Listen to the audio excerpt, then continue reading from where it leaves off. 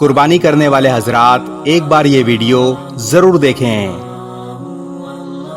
قربانی کا ارادہ رکھنے والے خواتین و حضرات ذی الحجہ کا چاند نظر آنے کے بعد اپنے بال اور ناخن نہ کاٹیں۔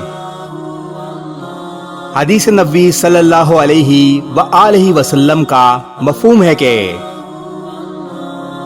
جب عشرہ ذی الحجہ داخل ہو جائے تو جس شخص کے پاس قربانی ہو اور وہ قربانی کا ارادہ رکھتا ہو تو وہ اپنے بال کاٹے اور نہ ہی ناخن تراشے۔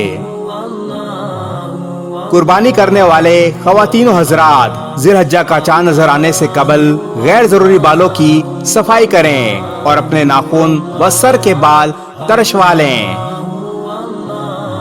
عشرہ ذی الحجہ میں بال اور ناخن نہ کٹوانا مستحب عمل ہے، یعنی نہ کاٹنے کا ثواب ملے گا۔ اگر کوئی شخص غیر ضروری یعنی زیر ناف بال یا ناخن کاٹنا بھول گیا یا کسی مجبوری کے باعث نہیں کاٹ سکا تو وہ کیا کرے؟ غیر ضروری یعنی زیر ناف بال یا ناخن کاٹے ہوئے 40 دن پورے ہو رہے ہیں تو قربانی سے پہلے بال اور ناخن کاٹنا ضروری ہے۔ رسول اللہ صلی اللہ علیہ وآلہ وسلم نے مونچھیں کترنے، ناخن کاٹنے، زیر ناف بال اور بغل کے بال صاف کرنے کی آخری حد 40 دن مقرر فرمائی ہے۔